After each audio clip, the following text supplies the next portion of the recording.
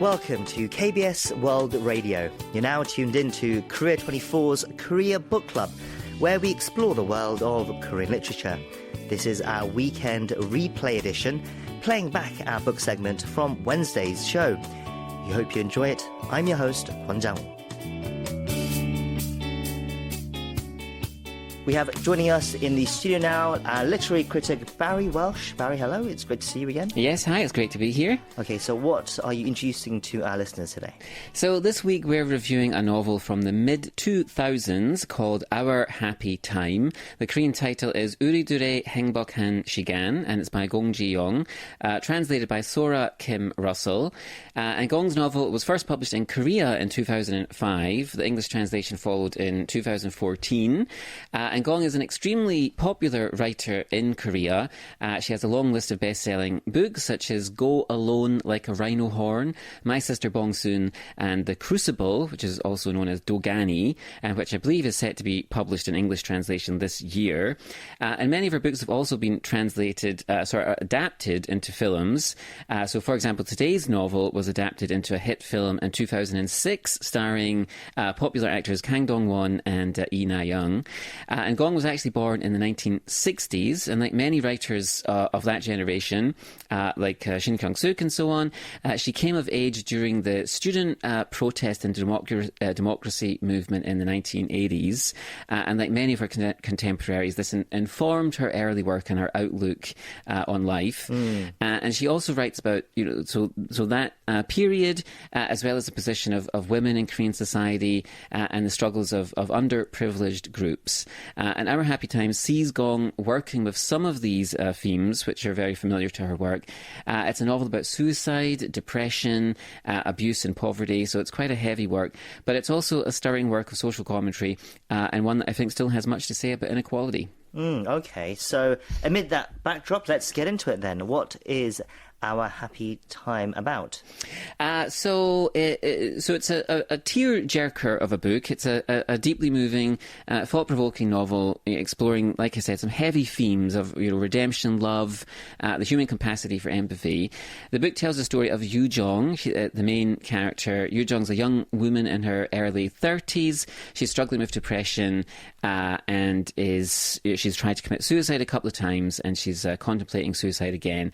She is introduced to a death row inmate named Yeon-soo, and she forms a kind of an unlikely bond with Yeon-soo, and they come to share a sort of very profound connection with one another. And as this relationship develops, the novel delves into their shared experiences. They have a lot of pain and regret in their childhood.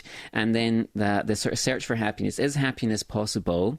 And, through this sort of meeting between these two people, Gong, raises questions about the nature of forgiveness and the value of life. What is the value of a life? And, I think this novel made a significant contribution to, Korean literature at the time. Gong Ji-young's writing style is very powerful and emotive, it's very captivating, and, she really sort of engages deeply with the emotional journeys of these two characters. And by bringing these two characters together, she, explores, very complex and sensitive topics. It's suicide, mental health, capital punishment, and, she's really shining a light on societal issues that are often considered taboo. But she tackles these themes, with sensitivity and nuance.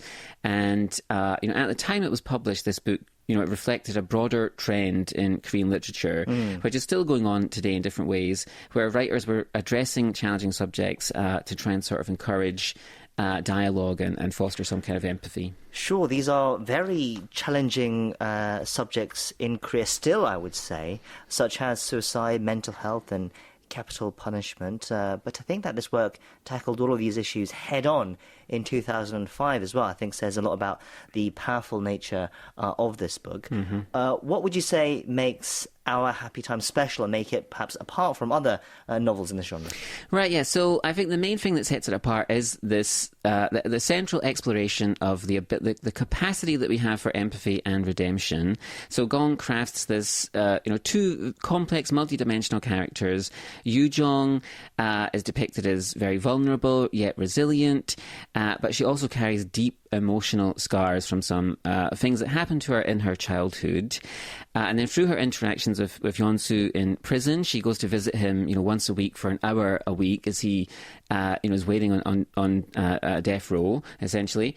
But through these meetings, she undergoes a transformation, and she realizes that, love and forgiveness are possible. And then at the same time, Yeon-soo is portrayed as misunderstood and tormented, and his character is there is to challenge readers' perceptions of morality and judgment. And Gong presents these characters with empathy and allows their growth and interactions to drive the story forward. And I think it's that exploration of the ethical dilemmas surrounding capital punishment which adds a layer of introspection and distinguishes it from other works in the genre. Right, it sounds like these characters really go through an emotional journey, but as we said, this book also says much about wider Korean society. How does the book address societal and the cultural context of Korea from the time the book was written? Right, yeah. So, like you said, some of these issues are still, very prevalent today in Korea, and certainly were at the time. The novel raises important questions about mental health, about the stigmatization of individuals who are suffering from depression. It also challenges traditional notions of punishment, the idea of rehabilitation within the criminal justice system. And again, I think it's a portrayal of those character struggles. Through those two characters, she kind of depicts the pressures and expectations placed on individuals in Korean society. And again, just highlights the need for empathy and understanding in the face of these sort of difficult personal and societal challenges. Yeah, it sounds like it could be quite a heavy read as well, though, Barry, tackling so many weighty subjects as it does. What is the overall impact of Our Happy Time on its readers, would you say? It definitely is a heavy read, but it does have the ability to make a very deep impact on readers. You have to sort of ask yourself, what do you make of the moral dilemmas that are presented? What the emotional journey that both characters go on? It prompts readers to confront their own preconceived notions about life, about death, about the value of human connection. But Gong is a skillful storyteller. She has the ability to evoke empathy, and ultimately I think it's a transformative reading experience. You probably won't feel the same after you read the novel as you did when you started. We go through these characters' experiences of pain and redemption, and through these characters you're encouraged to reflect on your own lives, your own relationships, and ultimately I think foster a deeper understanding of the human condition. So it's a very poignant work. It explores sensitive topics, has an emphasis on empathy and redemption, very thought-provoking, and ultimately I think it encourages people to reflect on their own lives and the world about them. It sounds like a powerful work indeed. Once again, it's called Our Happy Time by Gong Ji-young, translated by Sora Kim-Russell. That's all for Korea Book Club this week. Barry, thank you for your review, and we'll see you next time. Okay, take care.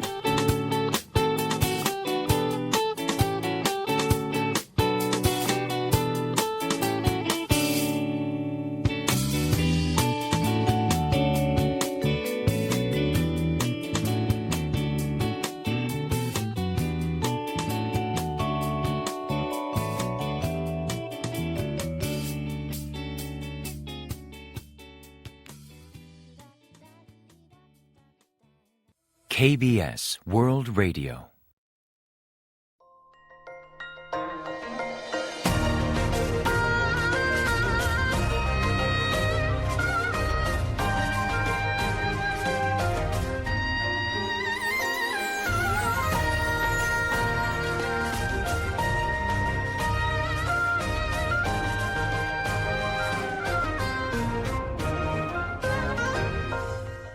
KBS World Radio.